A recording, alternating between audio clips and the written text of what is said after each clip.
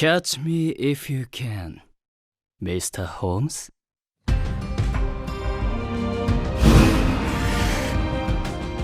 Outwitting someone using only their wits is always a delight to watch, especially if the plan goes as smooth as possible and everything ends up like it should be. There are so many geniuses out there known to everyone. However, there is also those who are somewhat obscure. That is why for today we will be talking about the top 10 smartest obscure anime characters out there. So before we start, be sure to hit the subscribe button and press on that bell icon and set us all to be notified about all our latest new videos. And it comes without saying, beware of the following spoilers.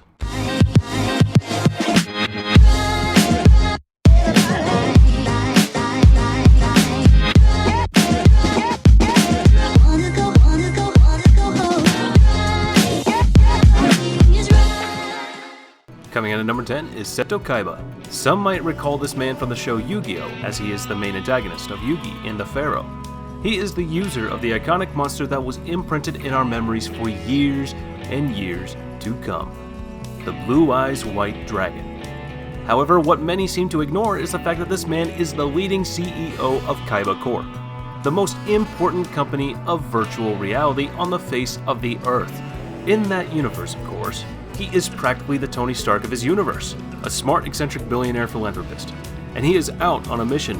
Whatever it takes him to do, he will achieve his goal, even if that meant breaching the dimensions and going into the afterlife for his rematch with the Pharaoh, which he did actually in the movie.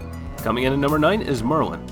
For those who don't know yet, this woman outsmarted the goddess of the angels and the king of the demons, making them both grant her blessing of knowledge and genius mostly, and she was only 9 years old. Merlin from Seven Deadly Sins has a lust for knowledge, as she is always hungry for more discoveries and creations. And every single time she is on screen, you can bet your money that she is one of the hottest women ever on screen. And to which is more important, the smartest in the room.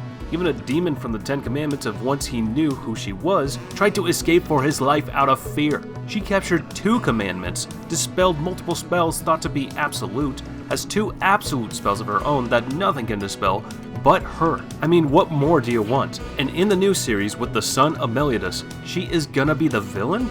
Nah, they're dead already. Coming in at number 8 is Joseph Joestar. Okay, first, let's agree on 2 important things. The first one being that I am talking about the younger version of Joseph from JoJo's Bizarre Adventure Part 2. And the second important thing is that Joseph was nerfed to the ground when it comes to JoJo's Bizarre Adventure Part 3. And that was unfair. So, with that out of the way, we go back to why this man is a genius.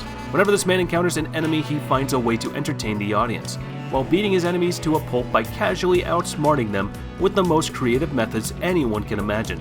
Starting with his amazing catchphrase, "Your next line is," and he predicts exactly what his opponents were about to say, outsmarting them in every way possible. And if the plan fails, well, as dear Joseph says, "Niggerandayo!" Coming in at number 7 is Yumeko Jamame. Well, it is said that between genius and insanity there lies a very thin line. I guess Yumeko never got the memo. It's an anime about gambling, right? Well, not when Yumeko is on screen. Somehow the show turns into How to Train Your Sexy Smart Slave in mere seconds when Yumeko comes on. I mean, she is smart. I won't deny that, and she proved time and time again that she is the best at gambling. However, that doesn't mean she is an idiot. She is calculating, knows exactly what she is doing, and even when she is losing, she is still winning. Coming in at number 6 is 9 and 12. 9 and 12. Badass names, no? These guys clearly didn't have a fun childhood. A top secret organization was doing experiments on kids, turning them into weapons using inhumane methods and testing. 12 and 9 were the fruit of these experiments. Both being survivors of a 7 syndrome, endure the tests done on them and find a way to escape that hellhole in which they were held captive in. Once they grew up, it was time for them to have their oh-so-sweet revenge on the evil organization that killed many of their friends and did inhumane things to them. These guys were so smart and had tactics, plans that no one was ever able to catch them or stop them. Albeit, bombing half of Tokyo was a bit harsh, but hey, they're smart, they had a goal, and the means to do it. So why not? Coming in number 5 is Sora and Shiro. Finally, we are somewhat done with all the genius criminals, and now we go into a more lighthearted type of genius. These two siblings are as introverted as they come and live only for one thing: games. And not just video games. They do board games, bets, anything really, as long as they can apply their genius into it and cheese their way to victory.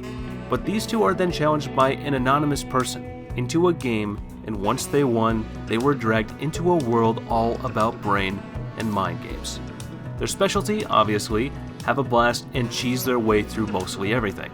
They even beat the angel Gabriel in her own freaking game, outsmarting her like a boss. Coming in at number 4 is James Moriarty.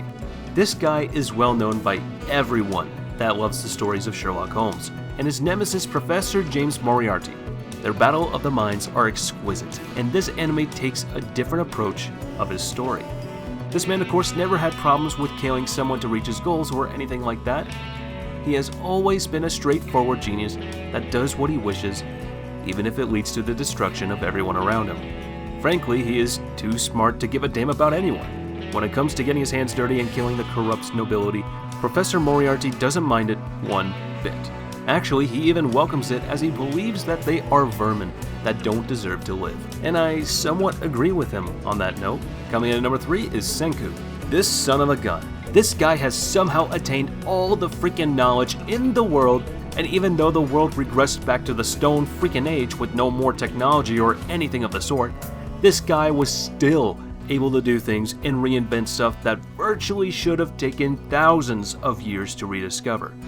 Some might say he is mad himself, and I kind of agree. However, his genius is undeniable and uncanny. This guy had the ability to recreate the tank and fight with it.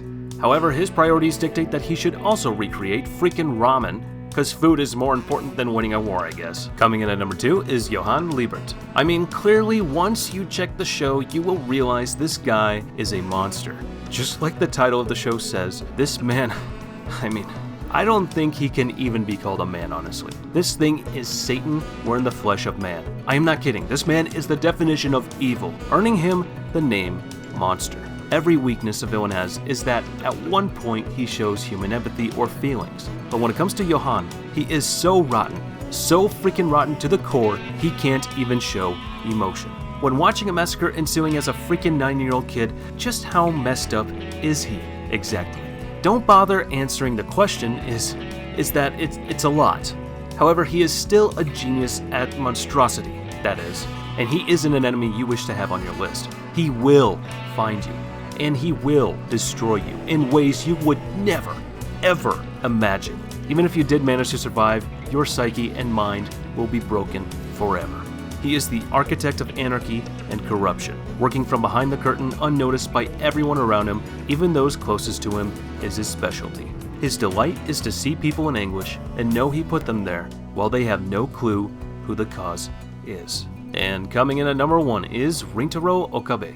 Okabe likes to pose as an agent working against a specific organization, which he suggests is always after him, as he believes this kind of image gives him an excellent and mysterious aura. However, this seems to disappear as the story progresses, with CERN likely replacing the organization's villainous image. He usually gives off the impression of being delusional and paranoid, displaying eccentric mannerisms such as talking to himself on the phone and engaging in fits of maniacal laughter. This persona of his has a long story that I won't go into because it would need a whole video to explain. In short, this man ended up creating something he called a telephone microwave that in reality ended up being a freaking time machine. And as we all know, time travel is such an annoying thing and can get complicated as hell. One mistake in the universe is a goner. This guy traversed multiple timelines, fought an evil organization hell-bent on controlling the world, and saved his friend after her dying many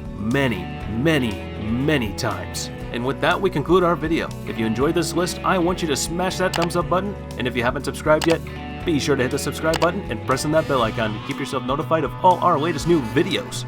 And comment down below what anime you like the most on this list, and if you're planning on watching any of them. And if you have any suggestions, place them in the comments down below as well. And as for now, I'll catch you later. See you in the next one.